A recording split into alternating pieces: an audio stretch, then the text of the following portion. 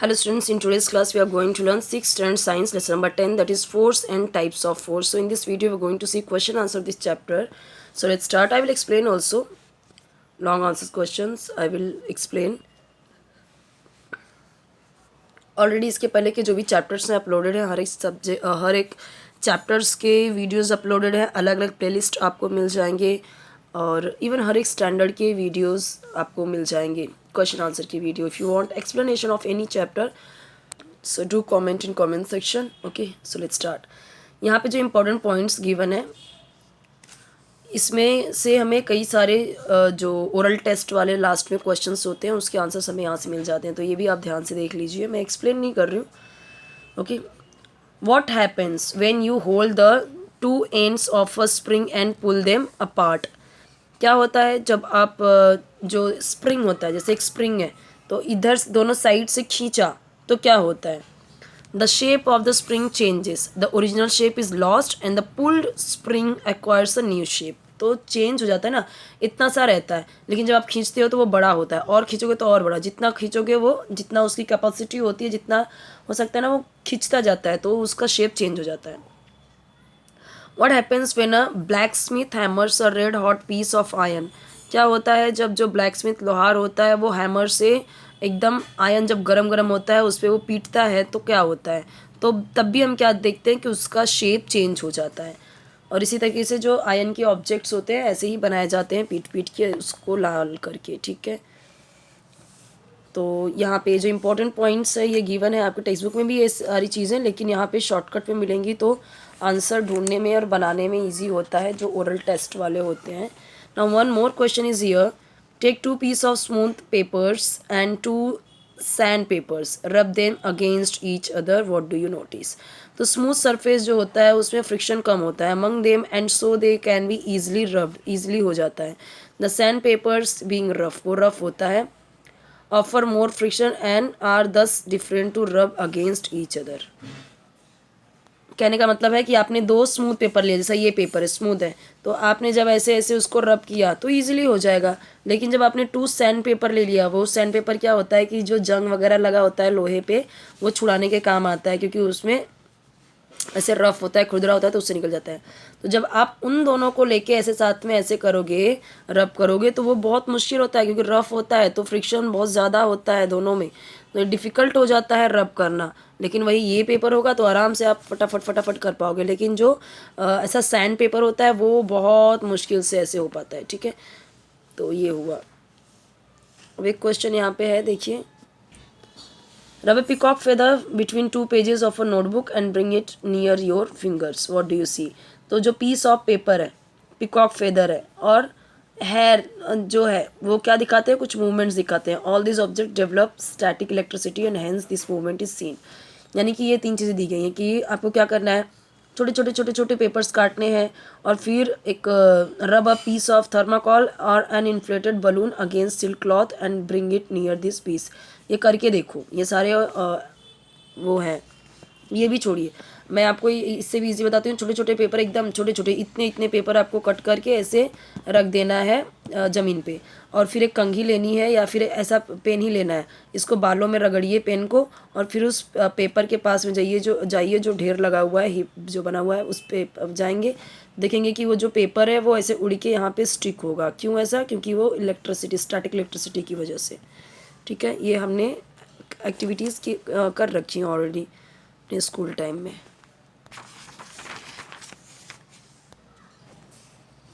जितने अंडरलाइन है वो सारे आपके आंसर्स हैं.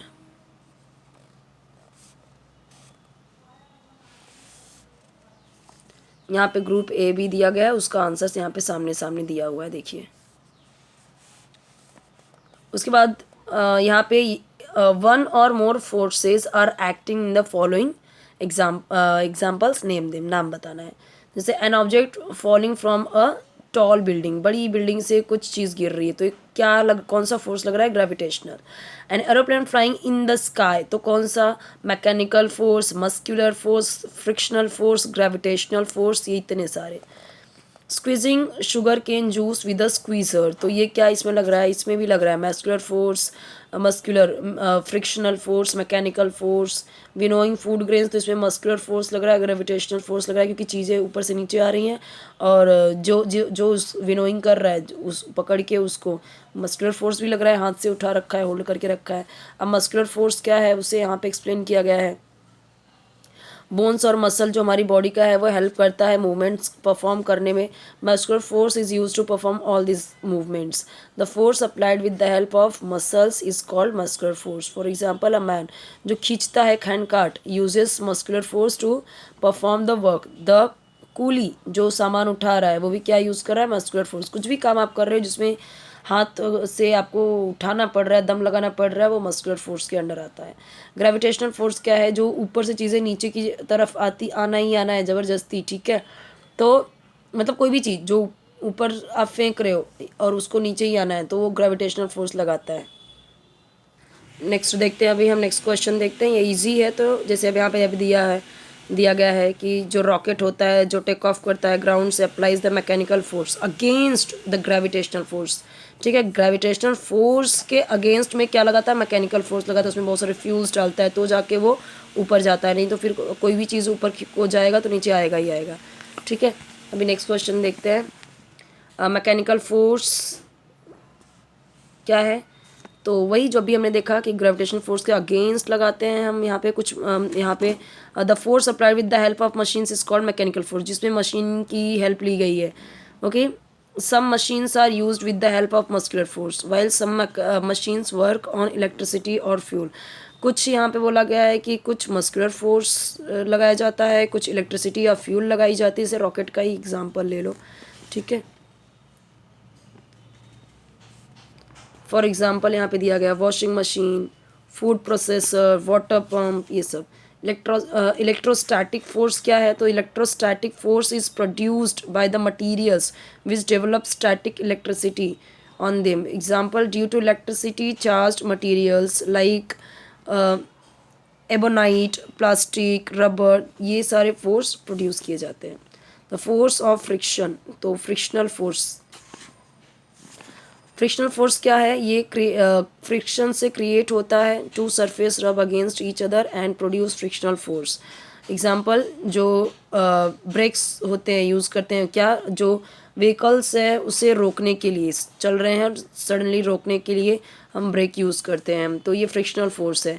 The footpaths and slopes of the walkways have rough surface to create more frictional force so that people do not slip and fall as they walk। जैसे चलते हैं ना जो फुटपाथ स्लोप, एक देखेंगे आप तो ट्रेन से जब हम जाते हैं तो एक तो होता है सीढ़ी सीढ़ी सीढ़ी होता है, लेकिन एक होता है थोड़ा सा ऐसे होता है चलने के लिए, तो थोड़ा फ्रिक्शनल बनाया जाता है। ऐसे अगर टाइल्स यूज़ करें जो संगमरमर का हो या जो बहुत स्मूथ हो तो फिर ऐसे चढ़ ही नहीं पाएंगे, वो फिसल के गिर जाएंगे, और उतरने लगेंगे तो भी फिसल के गिर जाएंगे। तो कैसा होते हैं पत्थर वो बहुत ना फ्रिक्शनल वाले होते हैं, रफ़ होते हैं, रफ़ सरफेस होते हैं, ताकि उस पर हम फ्रिक्शनल फोर्स ज़्यादा लगे और लोग उस पर गिरे नहीं, चल सके वो, ठीक है। अब मैग्नेटिक फोर्स क्या है, तो यहाँ पे देखिए मैग्नेटिक फोर्स इजी है तो यहाँ पे मैं एक्सप्लेन नहीं कर रही हूँ। Why give reason, machines are oiled from time to time, ताकि उसमें जो मशीन है जो वर्किंग करती हैं मैकेनिकल फोर्स पे करती हैं, राइट, ताकि एफिशिएंसी प्रॉपर जो वर्क है एफिशिएंटली चल सके। If they are not oil, अगर उनको ऑयल नहीं देते हैं, the frictional force may be created between the surface of the machine, तो फ्रिक्शन होगा ना। अगर ऑयल नहीं दिया तो अब देखोगे कड़कड़ खड़कड़ इस तरीके की आवाज़ अटकने लगेगा, तो frictional force is more, it will slow down, कम हो जाएगा, ठीक है। The speed and efficiency of the machine, therefore machines are oil from time to time. अब सेविंग मशीन का ही ले लीजिए, सिलाई मशीन होती है तो उसमें भी ऑयल डालने के लिए होता है, इतना होता है, ठीक है। तो अगर नहीं डालते हैं तो चलते चलते ना फिर प्रॉपर काम नहीं कर पाता और आवाज़ भी करने लगता है, तो वो सारी चीज़ें। An object throne upwards comes down after reaching a point, एक पॉइंट पे जाने के बाद वो नीचे वापस से गिर जाता है, ये हमारा होता है gravitational force. Powder is sprinkled on a carrom board, ये भी ताकि उसमें ज़्यादा फ्रिक्शन ना हो सके, स्मूथली वो चल सके इसलिए। तो जो कॉइन्स होते हैं कैरम बोर्ड के should move swiftly during play, आराम से खेलने के टाइम वो चल सके। तो पाउडर ना अगर छिड़का जाए सरफेस पे तो there would be more frictional force, this will hinder the play. तो फ्रिक्शनल फोर्स ज़्यादा बन जाएगा तो खेलने में दिक्कत होगी।